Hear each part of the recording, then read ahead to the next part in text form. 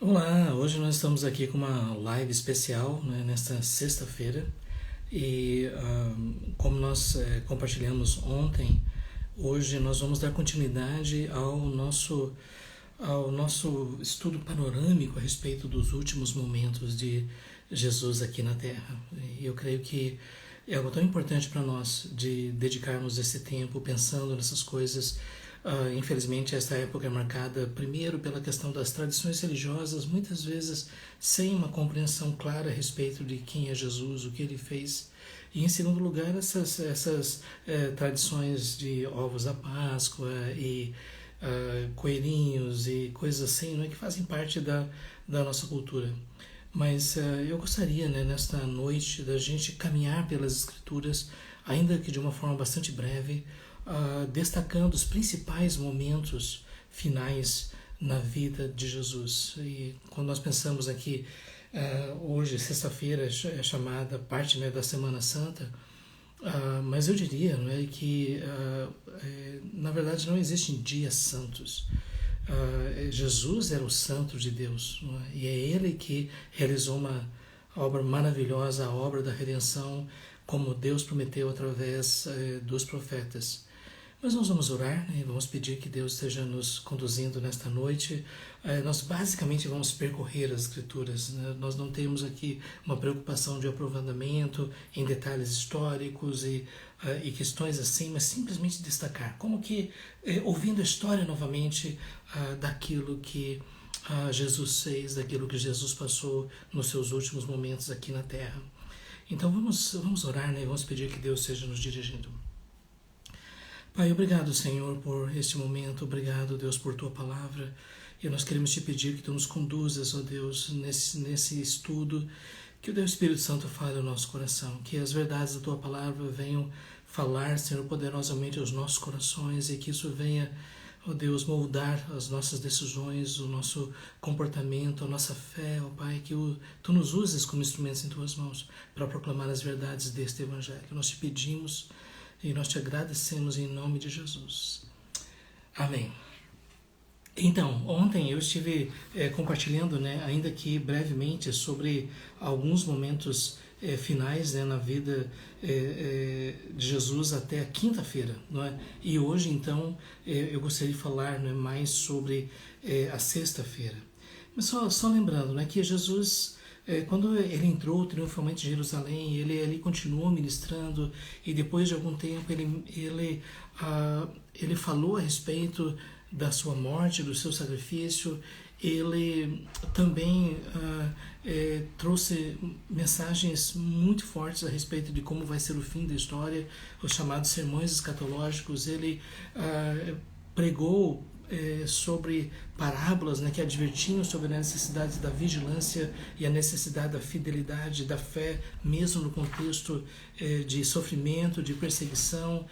Jesus falou sobre a responsabilidade que todos nós temos de viver a nossa vida como bons administradores daquilo que Deus nos deu, especialmente esta missão de proclamar o Evangelho. Né? Jesus falou que ele realmente virá, né, para trazer o juízo de Deus. Então esses últimos dias, né, de Jesus em Jerusalém foram marcados por mensagens muito fortes, muito diretas, muito contundentes, e eu creio que isso simplesmente fez ainda mais as autoridades religiosas ficarem iradas com a pessoa de Jesus. Uma das coisas que nos chama a atenção é que Judas Iscariotas, que era parte do grupo apostólico e que acompanhou Jesus durante seu ministério, ele decidiu trair Jesus. E as autoridades daquela época, né, os principais sacerdotes, os escribas, todos os anciãos, todos os líderes ali, eles já estavam procurando uma oportunidade. Né, e essa oportunidade veio através de Judas. E Judas então aceitou por 30 moedas de prata entregar Jesus. Né? É lógico que todo mundo sabia quem era Jesus, mas era necessário, né, que quando chegasse a hora da noite, né, que Jesus seria entregue, né, que não houvesse nenhuma dúvida, né, e Judas iria então dizer para onde eles deveriam ir e onde encontrariam Jesus. E o que nós observamos aqui é que Judas, ele pensou em primeiro lugar no seu ganho financeiro. E alguns até estudam, não é, que nos dias de hoje, assim, 30 moedas de prata seria o equivalente ao que? Uns 3.000, 3.500 reais, talvez, por aí, não é? E, por aí. Então, você pode imaginar, por esse dinheiro, Judas esteve pronto a trair Jesus. Isso nos faz pensar, né, que Judas, durante o tempo que acompanhou o ministério de Jesus, ele viu, né, que Jesus era uma pessoa extremamente simples, vivia de forma extremamente sacrificial, e ele estava querendo ver uma oportunidade de ganhar com isso. E aqui está talvez uma das grandes tentações, né, na vida humana. A gente pode dizer que, em grande parte, as principais tentações têm a ver com dinheiro, com a imoralidade, e tem a ver com o poder, o orgulho. E nesse caso específico aqui foi basicamente o dinheiro. E Jesus então, ele está ali naquela semana em Jerusalém, que é a semana da Páscoa, das comemorações da Páscoa. Então, famílias vinham de diversas partes do Império para celebrar esse momento. Algumas pessoas até mesmo calculam que Jerusalém ela era cercada talvez por mais de 1.500.000 pessoas acampadas ao redor dos muros de Jerusalém para esta festa. E a comemoração da Páscoa era um momento muito importante. Deve-se lembrar que na história de Israel houve momentos de tamanha apostasia que a Páscoa havia sido quase que totalmente esquecida. Nós vemos, por exemplo, na época de Josias, né, que Josias restaurou a comemoração da Páscoa. E agora aqui nós temos, então, os judeus celebrando, né, nesse templo construído pelo rei Herodes, né, um dos primeiros reis Herodes, né, já temos alguns na história. E então eles estavam ali reunidos, né, para comemorar a Páscoa. Só mencionando rapidamente o que nós vimos ontem, né, e Jesus então se reúne com seus discípulos. Esse é o momento em que Jesus lava os seus pés, demonstrando uma lição de humildade, dando exemplo do que significa servir, e ao mesmo tempo ali, né, enquanto eles estavam tomando aquela ceia, Jesus identifica quem é que vai traí-lo, e Jesus diz: um de vocês vai me trair. E finalmente se descobre, né, que era o próprio Judas. Ao que parece, nem todos os discípulos estavam entendendo o que estava acontecendo ali, não é? E isso veio se tornar mais claro depois. Mas essas coisas que estavam acontecendo eram em cumprimento. Agora Jesus disse: é inevitável que venham os escândalos, mas ai daquele por quem vem o escândalo. Né? E como nós vimos, num momento como esse, os discípulos começaram a discutir entre si quem era o maior, quem era o menor.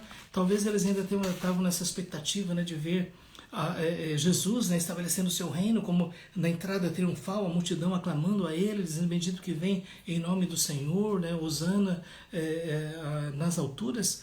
Só que eles não entendiam. Jesus algumas vezes já havia advertido a eles, né, sobre o que aconteceria, não é?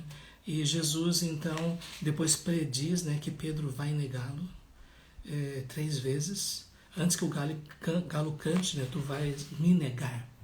E para Pedro isso era uma coisa absurda, né, porque ele fazia parte daquele grupo mais próximo de Jesus, de Pedro, Tiago e João. E o fato é que para Pedro isso era inconcebível, e depois a gente vai ver que é exatamente o que acontece. Né? Jesus institui a ceia do Senhor, e aqui está um marco em relação ao desenvolvimento da revelação de Deus na história, porque através dos séculos a Páscoa tinha sido comemorada como um meio de lembrar a libertação do povo da escravidão do Egito, mas agora Jesus está dando o verdadeiro sentido da Páscoa. Jesus não mudou, Jesus cumpriu aquilo que todas as Páscoas comemoradas através dos anos, dos séculos, apontava para a realidade do Cordeiro de Deus que tira o pecado do mundo. Jesus mesmo está lembrando, né, que como os profetas disseram, Jeremias, Ezequiel, Deus está para fazer uma nova aliança com o seu povo, e Jesus agora toma o pão e o cálice e ali estabelece uma nova aliança. E o pão ali se torna o seu corpo, ele vai entregar a sua vida como sacrifício, ele vai derramar o seu sangue. Aquele cálice, Jesus diz, é o cálice da nova aliança no meu sangue. Se a gente quiser compreender isso com maior profundidade ainda, é muito importante estudar o livro de Hebreus. O livro de Hebreus é este texto, né, que mostra assim com muita clareza o que era o sacrifício de Jesus, não é? E como isso se cumpriu, como todas as profecias se cumpriram na pessoa de Jesus. Não é? É por isso que todos nós nos reunimos, não é, para celebrar a ceia do Senhor, né? Essa verdadeira Páscoa. Jesus se entregou como cordeiro em nosso lugar. E depois Jesus percebeu, né, que os discípulos agora estavam dizendo, gente, Jesus está se despedindo de nós, ele está indo embora, e eles ficam preocupados, ficam angustiados, e Jesus então promete que vai enviar um Consolador, né? E como nós já vimos, talvez a melhor tradução seria um encorajador, não é? Muito mais do que um Consolador. A ideia do Paráclito, do grego, é exatamente essa, né? Que os discípulos não vão ficar sozinhos, mas o Espírito Santo vai ser enviado como a manifestação real da presença de Cristo no meio dos seus discípulos. E aí Jesus fala, né, a respeito da união dos discípulos com Ele, como a videira e os ramos. Né? E Jesus mesmo disse, em mim nada podeis fazer. E Jesus está mostrando então que os seus discípulos, a sua igreja, vai ser composta de um corpo espiritual daqueles que vão ser regenerados pelo Espírito Santo e vão participar dessa comunhão. Não é? E Jesus ora para que nós possamos ter essa alegria que ele tinha com o Pai desde a fundação do mundo, desde antes da fundação do mundo, e ele está mostrando então que ele está realmente nos preparando para estarmos com ele por toda a eternidade. Jesus adverte que antes de nós entrarmos na eternidade, vamos experimentar o ódio do mundo.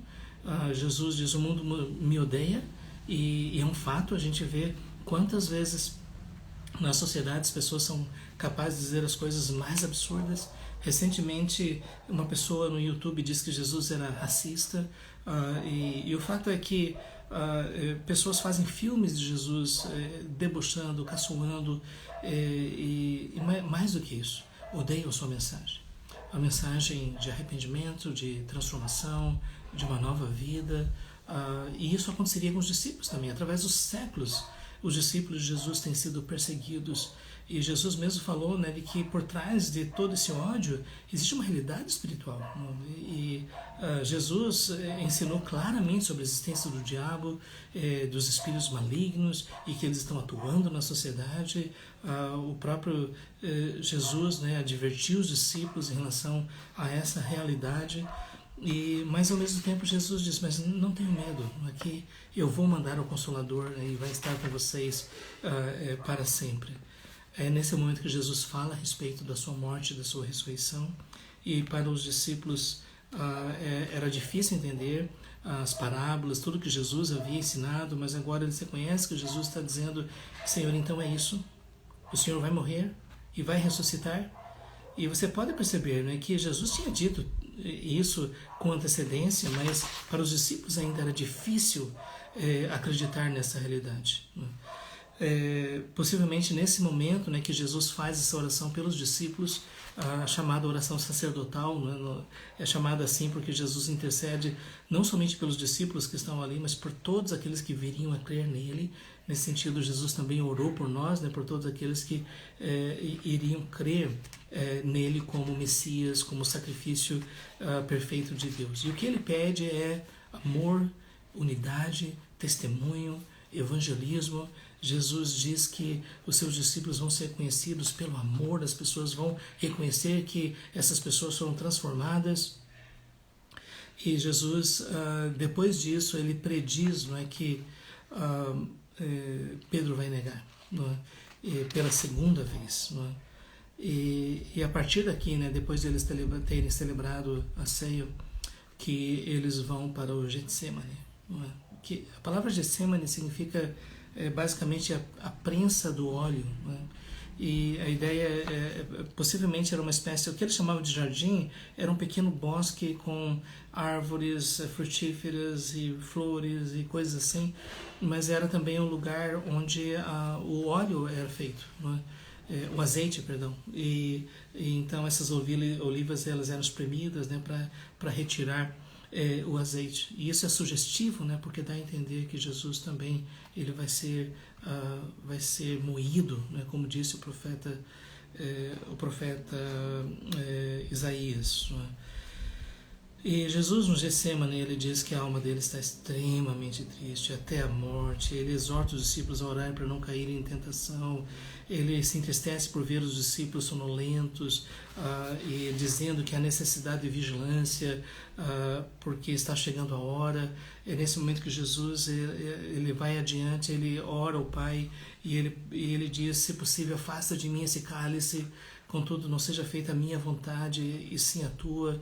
Jesus já estava antecipando a realidade daquilo que iria acontecer. Ele iria entregar a sua própria vida na cruz. E depois disso, então, ali, naquele lugar, Jesus é preso. Essa multidão que vem com tochas e espadas, eles estão ali, né, para prender Jesus. E Jesus mesmo disse: vocês vêm para prender o criminoso, eu sempre estive com vocês, né? Judas vem e beija no rosto de Jesus, não é? E o próprio Jesus diz: você trai o Filho do Homem com um beijo, não é? E possivelmente isso até ficou marcado no coração de Judas, né? E mais na frente a gente vai ver isso, né? Mas Judas traiu Jesus, entregou o Senhor. Você pode imaginar o que é isso? Alguém que conviveu com Jesus durante 3 anos e viu tudo, nunca viu Jesus pecando, viu Jesus pregando o amor de Deus, viu Jesus curando e restaurando as pessoas, mas por seu interesse financeiro, em primeiro lugar, ele se dispôs a trair Jesus, não é? E depois então as pessoas chegam para ele e Jesus mesmo pergunta, né? Quem é que vocês estão buscando? Diz: nós buscamos Jesus de Nazaré. E Jesus: eu sou ele. E nesse momento as pessoas caem prostradas no chão, e isso demonstra a absoluta autoridade do Senhor. Isto é, Jesus estava ali como Senhor de tudo. No momento que ele disse: eu sou ele, aquelas pessoas ficaram impactadas com a presença de Jesus, mas Jesus não ia usar esse poder. Ele mesmo tinha dito: eu posso trazer uma legião de anjos. Mas ele não iria fazer isso, porque para cumprir a profecia ele precisava ser como um cordeiro, como uma ovelha muda diante dos seus tosqueadores, não é? E por causa disso, né, Pedro mesmo ainda pegou a espada, né, e cortou a orelha de Malco, né, mas Jesus disse: Pedro, não faça isso, não é? Porque se você fizer pela espada, você também vai morrer pela espada, não é? E o próprio Jesus diz: eu não vou beber o cálice que o Pai me deu para beber? E o que nós vimos aqui claramente é Jesus dizendo para todos: esta é a minha missão, é isso que eu preciso fazer. A gente observa, né, que mesmo os discípulos não conseguiam perceber que Jesus estava ali para cumprir uma missão.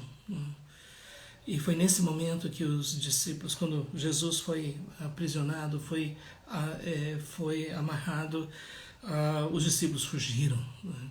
E fugiram porque sabiam, né, que se Jesus foi preso, eles também poderiam ser, e seriam levados a julgamento, poderiam ser torturados, mortos, né? É aqui que nós temos esse detalhe, né, esse homem, né, que ele só estava coberto de um lençol, né, e depois ele fugiu desnudo. Essa é uma coisa estranha que nós temos aqui, né, mas algumas pessoas até acham que ele era alguém que estava em alguma casa perto, dormindo, e se cobriu e veio correndo para ver o que estava acontecendo.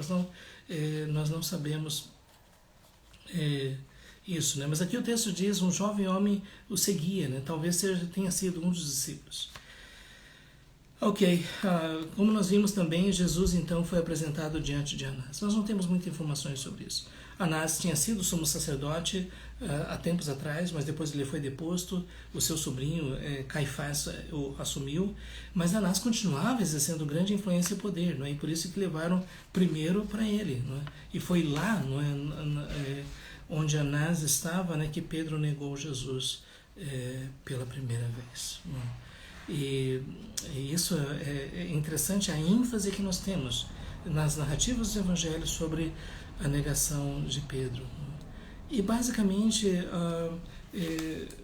nós vemos Anás mandando Jesus para Caifás. Caifás é aquele que tinha autoridade, era o sumo sacerdote, não é? E lá, então, não somente Caifás, mas todo mundo se reuniu. Os principais sacerdotes, os anciãos, os escribas, todos estavam ali reunidos, né? Lembrando que isso daqui já era possivelmente tarde da noite. E eles procuravam falsas testemunhas para poder acusar Jesus. E alguns diziam, por exemplo, nós vimos, ele diz que vai destruir o templo, e o fato é que Jesus não dizia nada.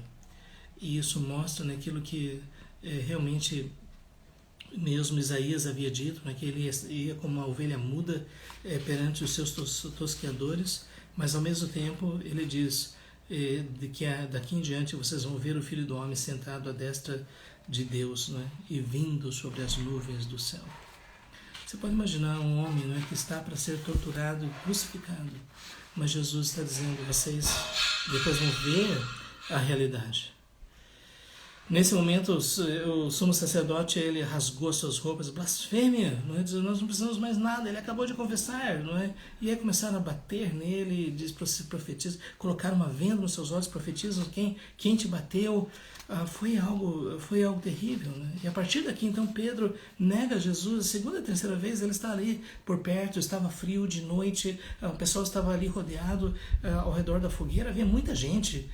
E aí pessoas perceberam que o tipo de talvez o sotaque, o jeito de falar de Pedro parecia ser um homem da Galileia, e diz, você é um deles, né? E Pedro negou, na verdade ele praguejou, ele blasfemou, ele diz, eu não conheço esse homem de jeito nenhum. E você pode imaginar, né? Alguém que acompanhou Jesus durante 3 anos, que foi testemunho dos seus milagres, que ouviu os seus sermões, não é? Que acompanhou o ministério de Jesus, aquele que recebeu do Pai a revelação, né? Quando lá no Monte da Transfiguração, depois Pedro estou dizendo, tu és o Cristo, Filho de Deus vivo, e Jesus não foi carne e sangue quem te revelou, mas meu Pai que está nos céus. Quer dizer, Pedro experimentou a presença do Senhor de uma forma tão poderosa, né? E ele negou. Isso é muito triste. E finalmente o Sinédrio, então, já de manhãzinha, não é? Quando o sol já havia se levantado, eles se reuniram, né, com os sacerdotes, os escribas e todo o concílio, o Sinédrio, e depois de tudo perguntam, se tu és o Cristo, nos diga, não é? E o fato é que Jesus novamente confirma, não é? Vocês vão ver o Filho do Homem à direita do poder de Deus.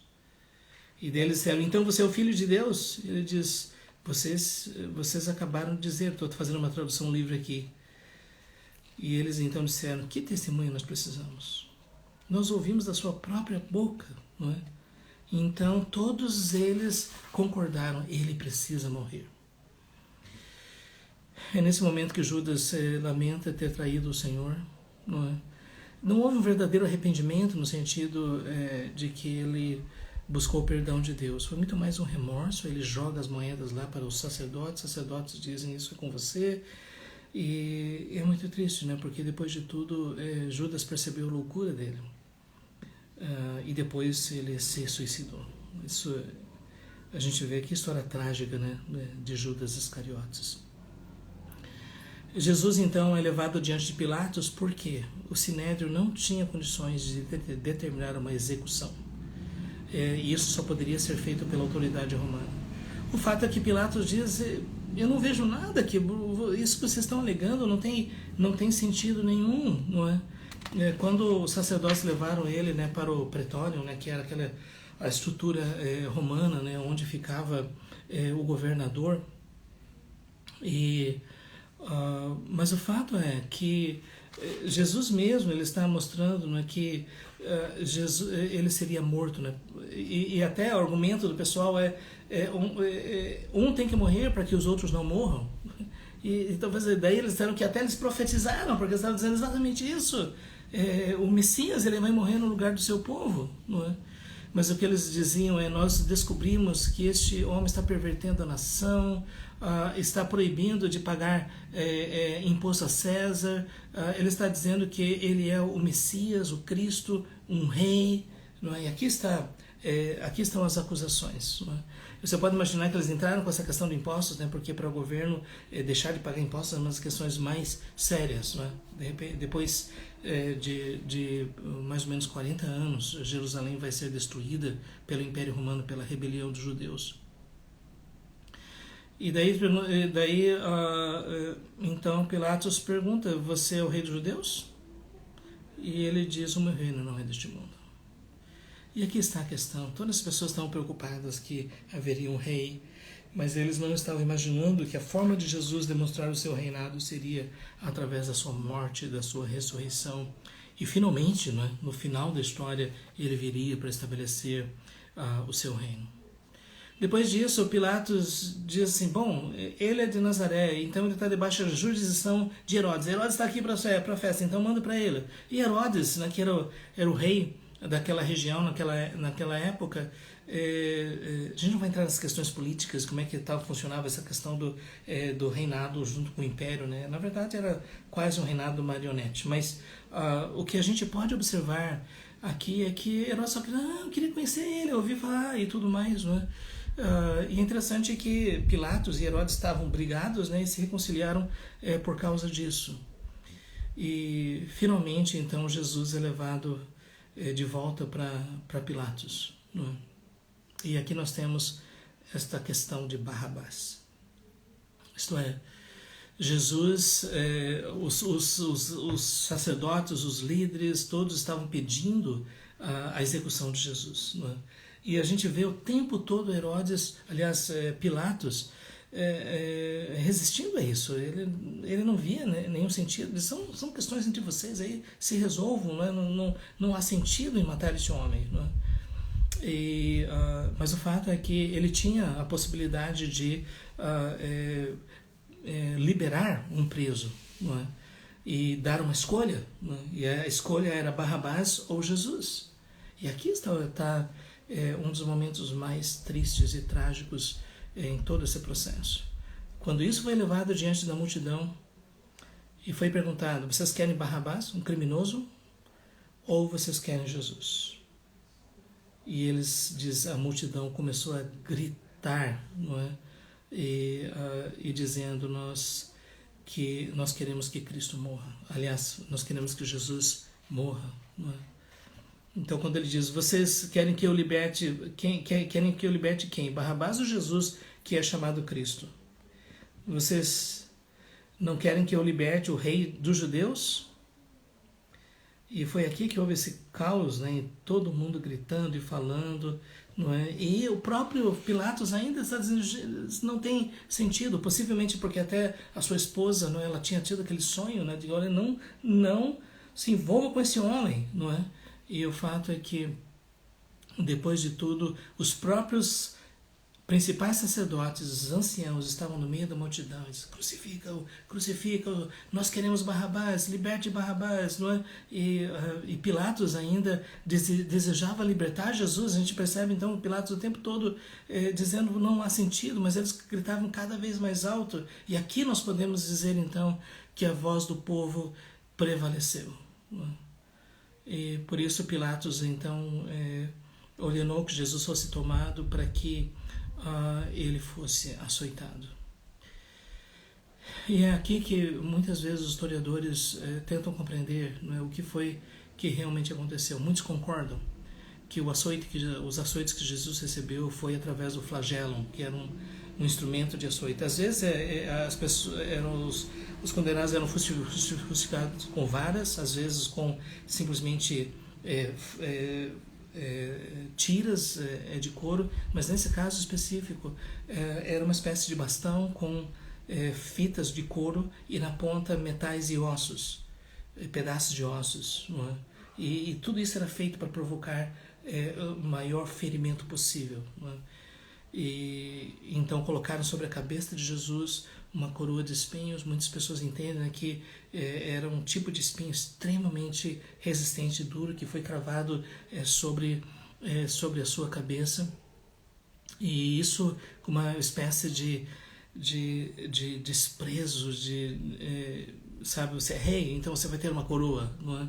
E colocaram uma túnica vermelha sobre ele, disseram: salve, rei dos judeus, né? E batiam com as suas mãos, e diziam: aqui está para vocês, não é? E o que nós vemos é que Pilatos, novamente ele diz: olha, eu estou trazendo para vocês diante do povo, eu não vejo nenhuma falta nele, não vejo nada que justifique a execução. E Jesus então foi trazido, né, com a coroa de espinhos sobre a sua cabeça e o manto vermelho, púrpura, e Pilatos disse: eis o homem. E os oficiais, os principais sacerdotes e os oficiais viram a ele, e eles clamaram cada vez mais e com altíssima voz dizendo: crucifica-o, crucifica-o. Pilato disse para eles: então peguem-no e crucificam-no, mas eu não vejo nenhuma falta nele. E os judeus responderam: nós temos uma lei, de acordo com a nossa lei, ele deve morrer, porque ele se fez a si mesmo filho de Deus, o pecado de blasfêmia. E até Pilatos pergunta: você de onde é? Jesus não deu nenhuma resposta, não é? E o próprio Pilatos, ele diz: mas você não sabe que eu tenho poder para te livrar, né? E o próprio Jesus diz: você não teria poder se você não recebesse do alto, não recebesse de Deus, não é? E depois de tudo, então, ele foi trazido, né, para esse pátio, né, e apresentou os judeus: eis o seu rei. E eles clamaram: fora com ele, crucifica-o. E Pilatos disse: eu vou crucificar o seu rei? Os principais sacerdotes disseram: nós não temos outro rei senão César. E você pode imaginar agora os judeus, né, que diziam que Deus era o rei, que estavam aguardando a vinda do Messias prometido, mas agora eles estavam dizendo: o nosso rei é César. E aqui nós podemos dizer que eles estavam jurando lealdade ao anticristo daquele momento, ao imperador na pessoa da autoridade de Pilatos, não é? E finalmente essas vozes prevaleceram. E Pilatos então simplesmente percebeu: a coisa está ficando tão séria, o povo está sendo agitado, pode haver um tumulto, isso daqui pode se transformar num derramamento de sangue. E então ele simplesmente deu a sentença: libertem Barrabás, e Jesus vai ser entregue para ser crucificado. Que momento na história! Então Pilatos ordenou, né, que Jesus fosse açoitado, né, e depois os entregou para ser crucificado. E os soldados do governador ainda o levaram para um lugar chamado Pretório, né, e chamaram todo o destacamento ali ao redor dele, não é? E tiraram as suas roupas e o manto escarlate, e daí o vestiram, né, de um tipo de pano também escarlate, e eles mexeram, né, na coroa dos espinhos. Aqui diz que, na verdade, a gente tinha já mencionado a questão da coroa dos espinhos, mas aqui o texto diz, né, de que essa coroa foi colocada sobre a sua cabeça, cuspiram nele e deram para ele um bastão, não é, e bateram na sua cabeça. E a partir daqui, quando a gente vai acompanhando essa história, eu não sei quanto a você, né, mas o coração fica apertado, dizendo: gente, o que está acontecendo aqui? E nós estamos falando de Jesus, o Filho de Deus. E nós estamos falando sobre aquele que nunca pecou, aquele que existia com o Pai desde toda a eternidade, que se fez carne e habitou entre nós. Ele aceitou assumir uma forma de homem, esvaziou-se a si mesmo, tornou-se servo e esteve pronto para sofrer. E eles zombavam de Jesus, não é? E o levaram para ser crucificado. E então ele teve que carregar a cruz. Veja bem, historicamente falando, nós não sabemos se ele só teve que carregar aquela parte horizontal da cruz. E até umas questões aqui, não é? Havia 3 tipos de cruzes. Havia do formato de estaca, né? Algumas pessoas até dizem que foi dessa forma que Jesus foi crucificado. Havia na forma do T e havia na forma da cruz realmente, não é? Uma madeira sobre a outra, não é? Mas através da história tem o testemunho consistente de que Jesus foi crucificado na cruz, que era no formato exatamente de cruz, realmente. Não só uma estaca, não somente o T. Mas é possível então que ele carregou somente aquela parte, né? Mas ele já estava com o corpo totalmente dilacerado pelos açoites e a coroa de espinhos sobre a sua cabeça e toda a tortura que ele foi submetido, né? Chegou um momento que ele não aguentou e ele não conseguia mais carregar, né? E aí surgiu este homem, né, de Cirene, né, que levou para o restante do caminho até o Calvário. E é aqui que nós vemos essas mulheres, né, que vendo Jesus começaram a chorar e começaram a lamentar, não é? Mas Jesus se virou para elas dizendo: filhas de Jerusalém, não chorem por mim, mas chorem por vocês e por seus filhos. Pois de fato os dias virão em que eles dirão: bem-aventuradas as estéreis, aqueles úteros que nunca geraram filhos, e os seios que nunca amamentaram. Jesus já estava aqui profetizando a destruição de Jerusalém. Não dá para imaginar, né? Depois, em 70 depois de Cristo, o general Tito cercou Jerusalém. Foi uma das tragédias mais terríveis que aconteceu na história do povo.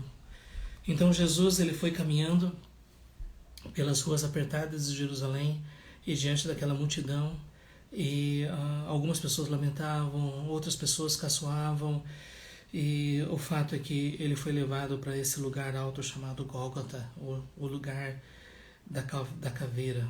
Alguns acreditam que o lugar que existe lá, ainda em Jerusalém, seria exatamente o lugar da crucificação. Nós não podemos saber ao certo. Mas o que o texto nos diz basicamente é que Jesus foi crucificado. E o Alfred Edersheim, um estudioso, especialmente da época da cultura judaica dos tempos de Jesus, ele diz que possivelmente o que aconteceu, o modo de crucificação é que primeiro a estaca central era colocada, era firmada, e depois a pessoa ela era colocada deitada sobre essa parte horizontal, e aí sim eram colocados, eram pregados os pregos. Algumas pessoas acham que era aqui na palma da mão ou aqui no pulso, talvez aqui no pulso seria mais provável, né, para dar sustentação. Algumas pessoas achavam que além do prego havia uma corda segurando. Nós não sabemos ao certo. Mas o fato é que depois que a parte central estava colocada, então a pessoa que iria ser executada, ela era suspensa por cordas e escadas, e então ali era fixada lá em cima. E aí finalmente os pés eram cravados, né? Possivelmente não se sabe se eram os 2 pés com 2 pregos ou somente um. Alguns até acreditam que eram colocados como se fosse do lado para que fosse possível colocar do osso ou perto do calcanhar. Eu estou entrando assim em detalhes, mas isso só nos faz pensar, né, da tremenda angústia que Jesus passou naquele momento. E o fato que Jesus olha para eles e diz: Pai, perdoa-lhes, porque eles não sabem o que fazem. O momento que Jesus foi levantado na cruz foi às 9 horas da manhã. E lá estava a multidão e os soldados pegaram suas vestes, repartiram, sortearam a sua túnica, chamada inconsútil, né? Era uma peça toda feita sem costura. E você pode imaginar, né, a atitude desses soldados, né? Eles estavam ali cumprindo as ordens, né? Eles não estavam nem um pouco preocupados com as coisas que estavam acontecendo, mas de qualquer forma isso cumpriu a profecia. E lá eles ficaram, e inclusive Pilatos mandou escrever o título, né, para colocar na cruz: este é Jesus de Nazaré, o rei dos judeus. Essa era a acusação, não é? E foi colocado em aramaico, em grego, em latim, é? Para que todas as pessoas pudessem ver aquilo ali. Depois de algum tempo, depois que Jesus morreu ainda, os sacerdotes foram lá e disseram não, aliás, nesse momento disseram não, de forma nenhuma, ainda, né, na cruz, de forma nenhuma, diga assim, ele disse que era rei dos judeus. E Pilatos dizia: o que eu já escrevi. E na verdade Pilatos estava sendo instrumento das mãos de Deus para dizer quem Jesus realmente era. Né? Ele era sim o Messias prometido, ele era o descendente de Davi, era o rei dos reis, e que ele estava prestes ali a cumprir toda a obra que Deus havia anunciado, que Jesus iria fazer. Ele foi crucificado entre dois ladrões, e aqui nós vemos algo interessante, né? Porque um ladrão desprezou Jesus, não é? E o outro expressou uma fé impressionante, porque o outro ladrão primeiro repreende, né, aquele que não cria, né? Você não teme a Deus? E depois ele diz: lembra-te de mim quando entrares no teu reino. Eu vejo isso, foi uma das maiores manifestações de fé que a gente poderia ver. Porque ali estava Jesus sendo crucificado, e agora o ladrão diz: lembra de mim quando entrar no teu reino. E então ele estava dizendo: eu creio que tu és o Messias, eu creio que tu vais morrer, mas vai ressuscitar, e depois o Senhor vai voltar, e quando isso acontecer, lembra-te de mim. Então, e Jesus então disse: em verdade te digo, hoje mesmo estarás comigo no paraíso. Esse é um dos momentos mais impressionantes que nós vemos aqui na cruz. E ali estava a mãe de Jesus, e também a sua tia, e estava ali Maria, a esposa de Clopas, e Maria Madalena. E é nesse momento, né, que Jesus, mesmo naquela condição terrível, ele olha para João e diz: João, esse daqui é a tua mãe. E diz: Maria, Maria, esse é o teu filho. Nesse momento ainda Jesus estava guardando a sua mãe. 3 horas, quando no meio-dia o céu se escureceu. Não foi eclipse, foi a mão de Deus. Foi Deus que usou os elementos da natureza para mostrar aquilo que estava acontecendo.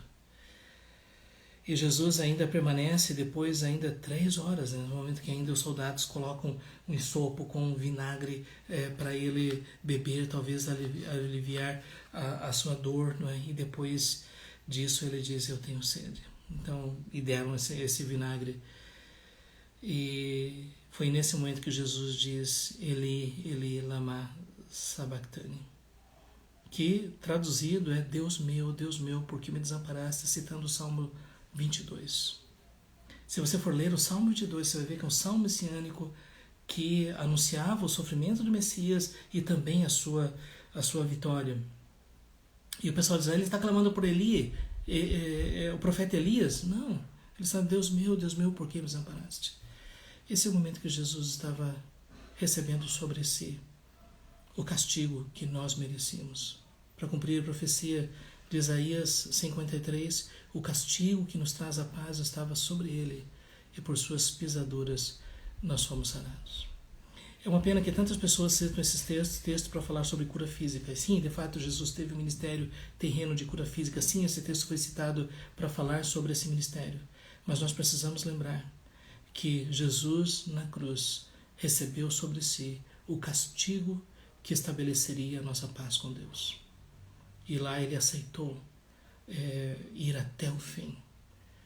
E o próprio Jesus diz: ninguém tem amor maior do que esse. Por isso que o apóstolo Paulo, anos depois, ele pôde dizer: ele me amou e a si mesmo se entregou por mim.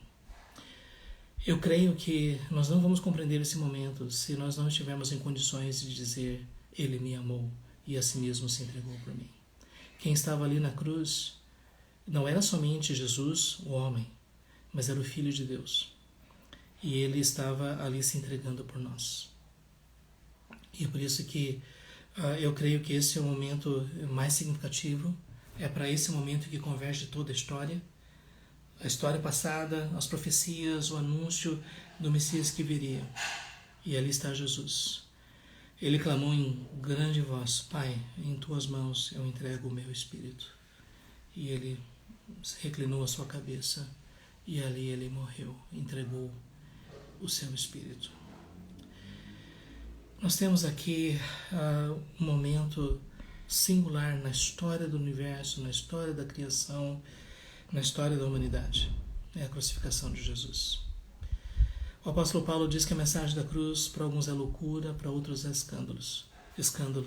Mas para aqueles que foram chamados, aqueles que foram tocados pelo poder do Espírito Santo, a morte de Jesus na cruz não foi uma derrota. Jesus completou a obra que ele veio fazer. Ele disse: está consumado. Ele pagou o preço. Ele se ofereceu como sacrifício perfeito. Ele bebeu até o fim o cálice da ira dos julgamentos de Deus em nosso lugar. Para alguns pode sim parecer loucura, foge da lógica humana. Para outros pode parecer escândalo, porque a religião diz: não é pelas obras, é pela religiosidade que nós somos salvos. Mas para muitas pessoas que conseguem ver pela graça de Deus, podem dizer: este é o caminho que Deus estabeleceu para nós, a morte do seu próprio Filho na cruz. João 3,16: porque Deus amou o mundo de tal maneira que deu seu Filho unigênito, para que todo aquele que nele crê não pereça, mas tenha a vida eterna.